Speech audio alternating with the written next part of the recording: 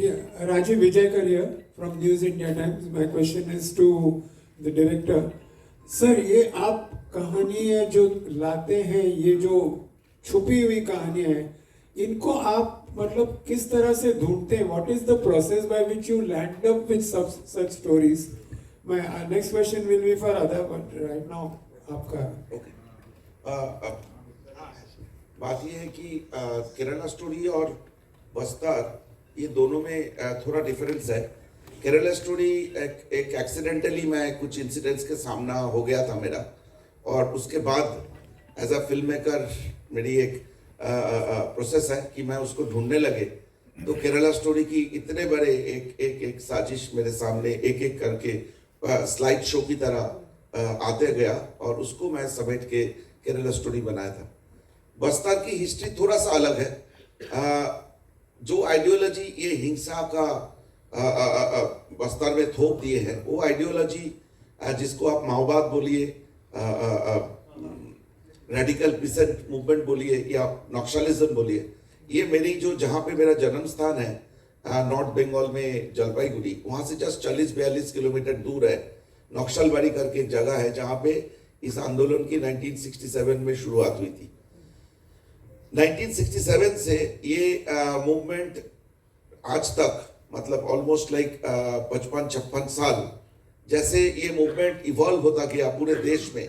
North Bengal से south Bengal आया, south Bengal से बिहार, फर्दर साउथ झारखंड गए, झारखंड से कालाहांडी, कोरापुट, सुंदरगढ़, बोलांगीर, मालकानगिरी उड़ीसा में, उसके बाद गढ़चिरौली, पालघर महाराष्ट्र की, और साउथ गए तो बस्तर आया, छत्तीसगढ़ की सदर्न पोर्शन आया, उसके बाद खमाम जो आज आंध्र प्रदेश में है, तेलंगाना. ऑलरेडी तेलंगाना में तेभागा मूवमेंट चल ही रहा था करीबन 150 साल से. जो जमीन की बंटवारा कैसे होगा, जमीन की जो उगाई होगी उसकी बंटवारा कैसे होगा, इसके ऊपर बहुत दिन से तेलंगाना में मूवमेंट चल ही रहा था, और वो अब तक केरल तक गए. तो ये जो लंबा जर्नी था, और ये जो एक आप अगर इंडियन मैप में देखेंगे, ये एक गलियारा जैसा है जिसको रेड कॉरिडोर बोला जाता है. तो उस समय पे मतलब इमरजेंसी की आसपास में करीबन 143 districts of the country EWE का हिस्सा था. लेफ्ट विंग एक्सट्रीमिज्म की एक कैटेगरी बनाया गया था भारत सरकार में, उसकी हिस्से में आता था.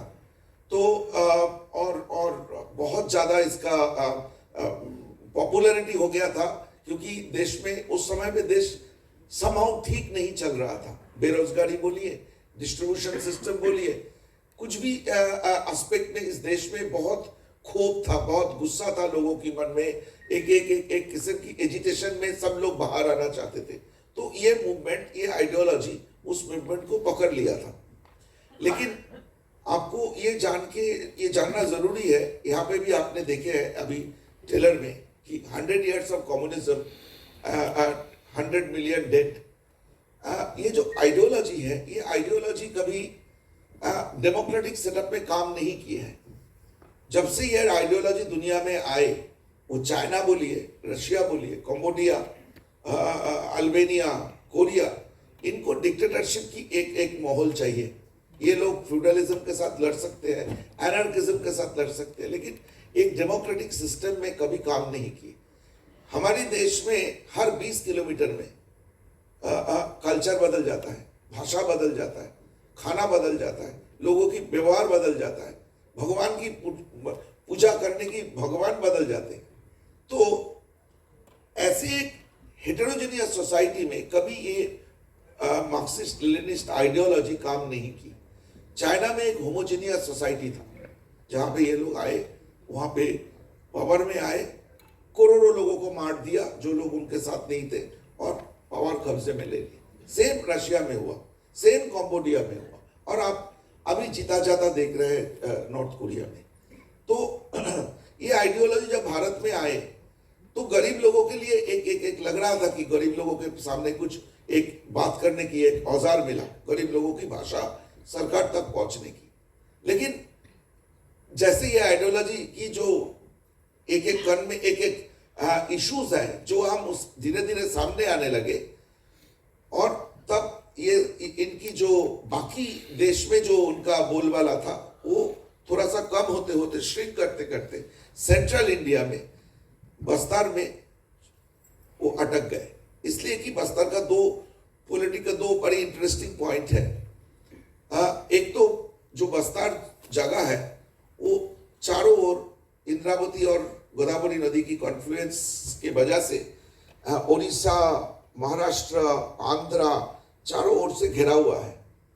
और बस्तर की जो छत्तीसगढ़ की साधन पार्ट या बस्तर में जो अबूझमार करके जो जंगल है, करीबन 4,500-5,000 स्क्वायर किलोमीटर की एक जंगल है। वो जंगल इतना घना है जहां पे गूगल मैप तक पहुंच नहीं सकता। तो इंडियन सिक्योरिटी फोर्सेस उसके अंदर नहीं जा सकते। उसके अंदर 3-4 हजार गांव है। वहां पे जो लोग हैं वो लोग आज भी भारत की डेमोक्रेसी के बारे में कोई आइडिया नहीं है उन लोगों की।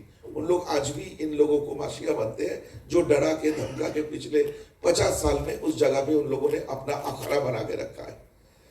तो आपको जैसे मैं चाइना की बात की, रशिया की बात की, आपको जान के हैरान होगा चाइना इतना बड़ा एक देश है, लेकिन आपको अगर मैं पूछूं चाइना के 4 शहर का नाम बोलिए, आप नहीं बोल पाएंगे। अमेरिका का 10 शहर का नाम बोल देंगे, क्योंकि इन लोगों की इन आइडियोलॉजी की एक मोडस ऑपरेंडी ये है कि ये आइडियोलॉजी इतना सीक्रेसी मेंटेन करता है, ऐसे एक एनक्लेव बनाता है, एनकैप्सुलेट कर लेता है कि उनको जो सच्चाई वो बोलेंगे, जो सच्चाई वो दिखाएंगे, वो ही सच्चाई आपके पास आप तक पहुंचेगा। आप उनके अंदर नहीं जा सकते। उसकी मतलब आप बिलीव करिए, मैं पिछले कई दशकों से जा रहा हूं बस्तर में, आज तक अबूझमार जंगल की ज्यादातर हिस्से तक पहुंच नहीं पाए। जगरगुंडा करके एक जगह यहाँ पे जगरगुंडा से भी आए हुए हैं, वहां तक मैं पहुंच नहीं पाया। कोई सिक्योरिटी फोर्स नहीं पहुंच पाता है। तो जब मुझे जैसे मैंने बोला कि मेरा जन्म हुआ और ये मूवमेंट की इवोल्यूशन होना शुरू हुआ, तो आप बोल सकते हैं कि मेरा इंटरेस्ट भी जगने लगा, क्योंकि ये जहां पे शुरू हुई थी बंगाल में ये इसका एक भयंकर रूप हम लोगों ने देखा था। मतलब घर से बच्चे मतलब 15-16 साल के ऊपर की लड़के लड़की बाहर चले जाते थे। मतलब अपने घर में नहीं रह सकते थे। पुलिस का पर्ची पहुंच जाता था कि कल तुम्हारे बच्चों को अरेस्ट करने आएंगे। मतलब एक मैं बोलूंगा तो घंटों भर लग जाएगा कि मेरी फैमिली उसमें इन्वॉल्व था। तो मैं इसलिए मुझे इतना बारीकी से मालूम है।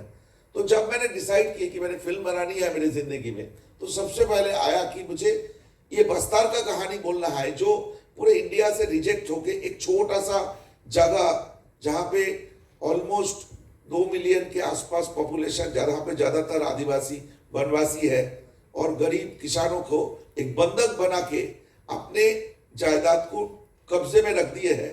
क्योंकि वहां से जो तेंदुपत्ता की उनको लेवी मिलता है, उनको वहां से जो आयरन और की वो मिलता है, इससे एक बहुत बड़ा नेटवर्क को चलाने का मौका मिलता है इन लोगों की। तो ये एकदम घर की तरह इसको रोक के रखा है कि जहां पे आज तक आपने यहाँ पे एक कैरेक्टर देखा जो बंदूक लेके आग जला रहा है, लोगों को काट रहा है, हमारी जवानों को शहीद कर रहा है। वो जो कैरेक्टर जिसको ओरिजिनल कैरेक्टर को दिमाग में रखते हुए बनाए, पिछले 25 साल से उसको पकड़ नहीं पाए इस देश की सिक्योरिटी फोर्सेस। आज भी वो लड़ाई जारी है, उसको ढूंढने की लड़ाई जारी है। अच्छी बात यह है कि पिछले 10-12 साल में बस्तर में रास्ता बनने की वो शुरू हुई। आज मुझे सुबह ये भाई साहब बोल रहे थे, रास्ता की क्या बात कर रहे हैं, बस्तर में रास्ता डमर या पानी से नहीं, जवानों के खून से बनता है। ये भाई साहब ने अभी मुझे आधा घंटा पहले बताया। तो ये सब सुनने के बाद और बस्तर की जंगलों में जाने के बाद, इतना खूबसूरत एक जंगल है जहां पे इतने बड़े रामायण में जब दंडकारण्य की आपको मेंशन मिलेगा, इतनी रिच हिस्ट्री, इतने rich education and culture. Bastar band अगर किसी ने सुने होंगे तो आप जानेंगे कि बस्तर की म्यूजिक कितने रिच है, बस्तर की डोकरा की जो कला है वो इतने रिच है, म्यूजिक इतना रिच है। वहां पे जो ये खतरनाक खेल चल रहा है, खून की खेल चल रहा है, तो मुझे ऐसा फिल्म मेकर लगा कि मुझे इसके ऊपर काम करना चाहिए। मुझे साथी मिल गया अमरनाथ, जो अमरनाथ इसी मूवमेंट में अपने जौवन की, अपने यूथ की मेजर साइन इस आइडियोलॉजी के लिए दिए, वो भी खूंखार नक्सलाइट थे। बाद में उसकी परिवर्तन हुआ और उसको लगा कि बोलना चाहिए कि यहाँ पे जवानों को जब मारा जाता है तो उसको बोला जाता है हमने कुत्ते मारे हैं। तो अमरनाथ से मिले, हम लोगों ने डिसाइड किए, रिसर्च को और तेज की। वहाँ से लोकल छत्तीसगढ़ में हमारे बहुत सारे साथियाँ मिले, जो लोग भी कोशिश कर रहे थे कि पूरे देश में इसकी खबर पहुंचाया जाए कि बस्तर में आखिर हो क्या रहा है। तब जब कॉन्फिडेंस आया तब विपुल जी से मिले। विपुल जी एक सेंसिटिव फिल्म मेकर है जो केरला स्टोरी के बनाने के बाद आप लोगों को किसी को और वो नहीं होना चाहिए कि भारत में इस तरह की प्रोड्यूसर की बहुत ही कमी है जो इतना साहस दिखा सकते हैं कि ये फिल्म बना सकते हैं। क्योंकि हमारे देश में एक विडंबना ये है कि सच बोलना बहुत डिफिकल्ट है। आप सच बोलेंगे तो आपको रोकने के लिए, आपको डिस्क्रेडिट करने के लिए, आपको धमकाने के लिए हजारों के तादाद पे लोग खड़े हो जाएंगे। बोलने गए थे 3 लड़की की कहानी, केरल स्टोरी में 3 लड़की की कहानी बोलने गए तो 2 स्टेट में फिल्म बैन ही कर दिया। बोलने लगे कि हम प्रोपागेंडा करते हैं। अरे 3 लड़की, एक लड़की अभी भी अफगानिस्तान की जेल में बंद पड़ा है। वो माँ आज भी अपने अपने अपने जस्टिस के लिए वेट कर रहा है जिनकी बेटी सुसाइड की है। तो ये सारे बोलना हमारे देश में एक विडंबना है। बड़ी हैप्पी सा, अगर मैं किसी को डिस्क्रेडिट करना, किसी को गलत बोलना नहीं चाहता, लेकिन पंजाबी शादी, गुजराती शादी और हीरो हीरोइन की पेड़ के नीचे दौड़ना अगर सिनेमा और एंटरटेनमेंट है तो मुझे लगता है केरल स्टोरी एंटरटेनमेंट की डेफिनेशन चेंज किया है। इस देश में एंटरटेनमेंट की डेफिनेशन चेंज किया है और देश को बोला है कि हम दर्शकों को आप पागल मत बनाना, ये सारे नाचा गाना ओनली एंटरटेनमेंट नहीं है, ये भी स्टॉक ट्रूथ को सामने लाना भी एंटरटेनमेंट है। तो हमारी ये प्रयोग में नेक्स्ट है Bastar. And again I say that विपुल जी जैसे प्रोड्यूसर अगर और आएंगे, मुझे बहुत डाउट है कि इस देश में कितने प्रोड्यूसर की इतनी ताकत है ये फिल्म बनाने के लिए। अपने मुझे मालूम है विपुल जी केरल स्टोरी के लिए कैसे कैसे पैसा ऑर्गेनाइज किया था, मुझे मालूम है।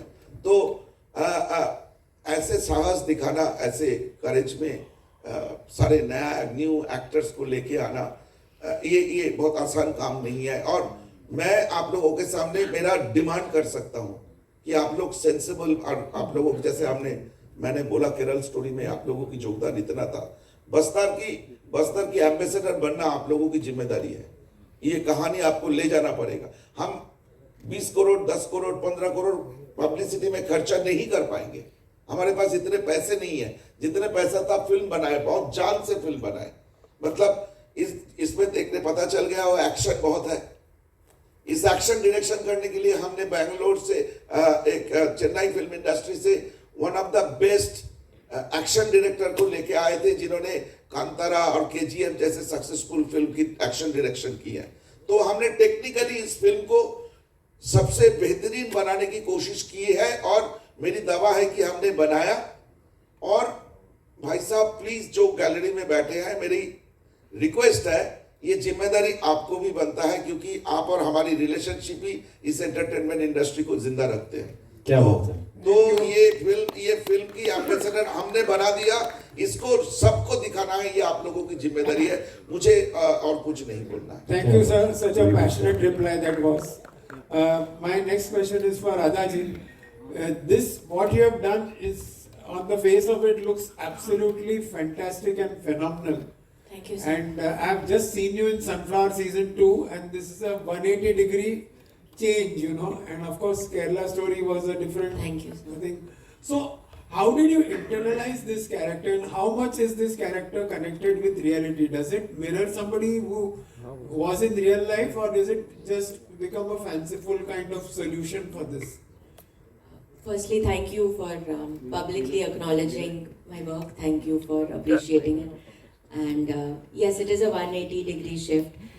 Neither am I the bar dancer I was in Sunflower. Neither am I Neerja Madhavan. Neerja Madhavan, though, is someone who is so aspirational, is someone who I think every girl who will watch this movie will feel that she would want to be her. The strength that she shows in situations, I wouldn't mind even being 1/4 of her, because the strength that she shows in situations that are so emotional, like you saw the 76 Jawans, unko jab mara tha, and I mean she saw it, but she held her emotional strength and she didn't break down in front of everyone. So that's very different from what I am in real life. Also in real life, I think I'm quite emotional, though I try to hold in my emotions and not show them, but nothing close to her strength. This heroic character, मैं actually मिली थी CRPF लड़कियों से, and वो लड़कियां अगर आप मिलोगे उनसे इतनी स्ट्रांग है, उनके आईज में ना एक फियरलेसनेस है, डर बिल्कुल नहीं है. You can just see it when you look into their eyes. एक लड़की थी जो 7 months प्रेग्नेंट थी, एंड उन्होंने बताया नहीं था बिकॉज वो अपनी ड्यूटी से इतनी कनेक्टेड थी कि she wanted to do it till the day that she could possibly be there. फिर एक बार नदी पार करना था, उसको शूलेसेस बांधने थे, तो that's when people found out that she is pregnant. These girls go through, I mean यहाँ पे हमारे रियल लाइफ में थोड़ा अप्स एंड डाउन्स होता है and we feel my god the world has come to an end, but यहाँ पे what these girls go through is you can't even imagine. वो अपने बैग्स पे बैकपैक में कुछ 8-10 किलो का वजन होता है, और food, because you don't know कितने टाइम के लिए आप जंगल में रहने वाले हो. तो इंस्टेंट नूडल्स, बिस्किट्स, वो सब, बिकॉज जो पेड़ है वहाँ पे, वो नक्सली लोग वो पेड़ को भी पॉइजन करते हैं, ताकि अगर डेस्परेशन में कुछ बहुत भूख लगी है, 2 दिन से कुछ खाया नहीं और कोई फ्रूट आपने लेके आप खा लिए, तो आप वो फ्रूट से मर जाओ. लीव्स के नीचे बॉम्ब्स लगे हैं कि वो एक्सप्लोड हो, ताकि आपके पैर वो उजड़ जाए. तो हर जगह से you pass through a river, आप पूरे भीग चुके हो, सपोज रेनी सीजन में है, पर आपको चुपचाप वहाँ रहना है. एक लड़की मुझे बता रही थी कि नोज रिंग और ईयररिंग्स भी नहीं पहन सकते, बिकॉज जब भी हम कैरेक्टर का लुक डिज़ाइन कर रहे थे तो वी वर सेइंग शायद एक, शी सेड नहीं, क्योंकि जब भी मून लाइट रहता है वहाँ पे, तो वो मून लाइट उनके ईयररिंग या नोज रिंग पे रिफ्लेक्ट होगा, और फिर वो नक्सली लोग कहीं पे भी छुपे हो सकते हैं, और अगर उन्होंने देखा तो वो मार देंगे. तो शी सेड कोई भी ऐसे रिफ्लेक्टिव चीज़ मत रखो. तो even the watch, Sudipto sir and Vipul sir इतने डिटेल में जाएंगे, तो even my watch doesn't have any reflective surface if you see. So we worked a lot on the character, but again I can't I mean nothing onto what these girls do in real life. I've tried as an actor, मुझे अपने देश से बहुत प्रेम है, तो जितना मैं as an actor contribute कर सकती हूँ, and ऐसी फिल्म में thank you Vipul sir, Sudipto sir for taking me in this, making me part of this, making me part of all their stories. And for me a film, जैसे मैंने Kerala story में भी कहा था, the film is a success when the people first is a success when the people who are you know जो जुड़े हुए हैं, जैसे I would wait for their reviews and I would really want to know आप लोगों को क्या लगा फिल्म देख के, have we done justice to it, and अगर वो हुआ है then I think हम लोग सफल है. But as an actor, that little contribution that I can do for my country, I feel in films like this. Thank you sir. Very, very nicely said, Ada.